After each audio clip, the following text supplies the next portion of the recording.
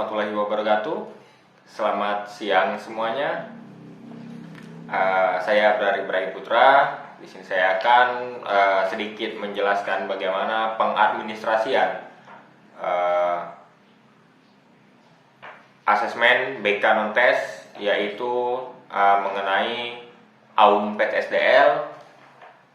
Jadi AUM PTSDL sendiri ini merupakan alat ungkap masalah yang berjenis PTSDL. Jadi untuk AUM itu terdapat dua jenis. Yang pertama ada AUM umum, yaitu AUM yang membahas mengenai permasalahan-permasalahan secara umum terhadap para siswa maupun siswi, baik itu dari tingkat SD, SMP, SMA, mahasiswa, serta masyarakat. Dan untuk yang kedua ini terdapat jenis AUM PTSDL. Ini untuk alat ungkap masalah mengenai permasalahan-permasalahan yang terjadi seputar kegiatan belajar siswa oleh siswi. Jadi untuk PTSDL ini sama seperti AUM tadi, bedanya ini tidak diperuntukkan untuk masyarakat, namun hanya untuk para siswi SD, SMP, dan SMA maupun mahasiswa. Nah, di sini saya sudah mempunyai buku lembar daftar masalah dari PTSDL. Jadi kemarin-kemarin saya sudah melaksanakan bersama anak-anak didik saya, anak-anak murid saya dari kawan-kawan maupun dari lingkup sekitar anak-anak yang ada di sini, itu dari SMA yang bercampur, tapi lebih banyaknya itu dari SMA Negeri 8 Kota Lubuk Linggau. Dan kebetulan sekali format yang saya dapatkan ini itu dari guru BK saya. Ini dia PTSDL dari SMA Negeri 8 Lubuk Linggau. Jadi formatnya ini saya dapatkan dari guru saya. Nah, PTSDL itu apa sih? Jadi di sini saya akan membacakan sedikit mengenai PTSDL. Jadi alat ungkap ini bukanlah sebuah tes ataupun ujian. Jadi AUM PTSDL ini bukan untuk menguji kita, bukan tes untuk menentukan karir kita ataupun yang lainnya. Jadi ini untuk mendapatkan gambaran tentang berbagai aspek yang dapat mempengaruhi proses serta keberhasilan Anda dalam belajar, khususnya yang menyangkut persyaratan dan penguasaan materi pelajaran, keterampilan belajar, sarana belajar, keadaan diri dan keadaan lingkungan fisik dan lingkungan sosio-emosional. Nah, jadi ini untuk mengetahui permasalahan-permasalahan apa saja sih seputar pembelajaran yang dihadapi oleh siswa-siswi yang berada pada tingkat SD, SMP, SMA maupun mahasiswa. Jadi kita sebagai guru BK itu perlu mengetahui permasalahan yang mereka miliki, lalu akan kita tindak lanjuti bagaimana nantinya, apa hal yang harus kita lakukan kepada mereka, bagaimana cara mengentaskan masalahnya. Nah, tujuan dari pelaksanaan AUM PTSDL ini ya seperti tadi. Jadi ini bertujuan untuk mendapatkan gambaran-gambaran tentang permasalahan-permasalahan seputar pembelajaran dari para siswa maupun siswi. Kemudian ini juga bertujuan sebagai melihat keterampilan belajar dari siswa-siswi yang ada di sekolah-sekolah. Manfaatnya apa sih? Manfaatnya ini nanti bisa kita gunakan sebagai acuan untuk kedepannya melihat perkembangan anak-anak atas apa yang sudah mereka berikan ataupun mereka kumpulkan tesnya ini. Jadi ketika seperti mungkin anak itu mengalami permasalahan seputar tugas seperti itu kan. Jika kita sudah dapat mengentaskan masalahnya, ini kan bisa kita jadikan acuan untuk kedepannya apakah murid itu masih akan melakukan hal yang sama atau tidak. Kemudian untuk murid yang berikutnya, generasi berikutnya, itu bisa kita dapatkan gambaran, oh ini loh, ada anak yang seperti kemarin, bagaimana cara mengentaskannya seperti ini. Ada juga mungkin kita bisa melakukan metode yang seperti ini, itu manfaatnya. Jadi dan juga ini sebagai acuan untuk guru BK, menjadikan pembelajaran serta metode-metode yang digunakan itu harus tepat seperti itu. Nah, bagaimana cara mengerjakan AUM PTSDL ini? Apakah cara mengerjakannya sama dengan AUM umum kemarin?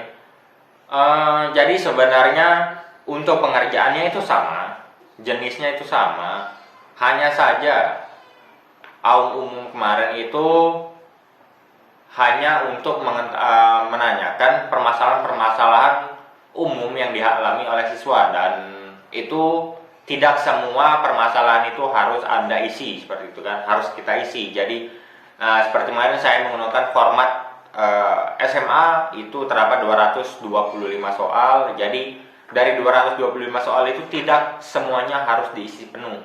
Jadi mana yang merupakan permasalahan yang menyangkut kepada diri kita, maka itulah yang akan diisi. Nah, sedangkan untuk AUM PTSDL ini terdapat 165 butir pertanyaan tentang berbagai aspek yang memengaruhi penguasaan materi serta keberhasilan belajar Anda. Jadi di sini disediakan 5 kemungkinan jawaban, yaitu yang pertama ada J atau jarang, kemudian ada K kadang-kadang, dan S sering, kemudian ada U pada umumnya, dan terakhir ada L selalu. Nah, dalam menjawab setiap pertanyaan Anda diminta untuk memberikan tanda silang X pada salah satu huruf J, K, S, U, dan L untuk setiap pernyataan pada lembar jawaban. Jadi dari 165 butir soal ini, maka Anda harus mengisi seluruhnya dan Anda harus memilih salah satu. Berbeda dengan AUM umum kemarin yang hanya menentukan mana permasalahan yang menyangkut pada diri Anda, seperti itu. Jadi, Anda menandai jarang. Jadi contoh seperti ini. Ini adalah lembar jawaban dari lembar pertanyaan. Ini kan terpisah seperti ini. Jadi ini lembar jawaban, ini lembar pertanyaan, dan ini lembar jawaban. Jadi lembarnya itu terpisah. Oke, seperti ini. Ini sudah diisi. Jadi seperti nomor 1 itu kan sudah diisi semua. Apabila Anda menyatakan pada diri Anda antara 0 sampai 15%, maka Anda bisa menjawabnya J. Jadi permasalahan-permasalahan tersebut jarang-jarang terjadi pada Anda. Contohnya seperti ini. Misalnya kan untuk pertanyaan pertama, tugas-tugas pelajaran yang diberikan guru tidak dapat saya kerjakan dengan baik karena materi pelajaran dalam penunjangan tugas tersebut tidak mampu saya kuasai. Nah, apabila ini adalah hal yang benar, namun Anda sedikit merasa ragu, Anda bisa menjawab sering. Jadi sering itu antara 36% sampai 65%, atau lebih tepatnya netral, pertengahan. Jadi ini bisa Anda gunakan jawabannya sering. Apabila Anda adalah anak-anak yang pintar, anak-anak yang rajin, tidak pernah mengalami permasalahan seperti ini, Anda bisa menjawab jarang. Jadi dan yang terakhir, apabila Anda selalu mengalami masalah hal seperti ini, maka jawaban yang bisa diberikan adalah L selalu atau U pada umumnya, seperti itu kan. Itu rentannya dari 66% hingga 100%. U dan L itu. Nah, sedikit penjelasan bahwa pernyataan J dan pernyataan terakhir ada L itu tidak selalu berdampak buruk. Contoh, selalu berarti kan ada beberapa hal terkait pertanyaan atau pernyataan yang telah akan diberikan. Jadi contoh seperti pertanyaan nomor 1, Anda tidak mampu menguasai materi dan Anda menjawab selalu. Oke, di situ kan berdampak negatif atau berdampak kurang baik seperti itu karena Anda selalu mengalami permasalahan tersebut. Namun ada juga permasalahan-permasalahan yang memang sebenarnya bisa dientaskan dan Anda mengisi selalu, namun itu dampaknya tidak negatif. Ada juga. Nanti akan Anda temukan di dalam pertanyaan-pertanyaan dalam AUM PTSDL ini.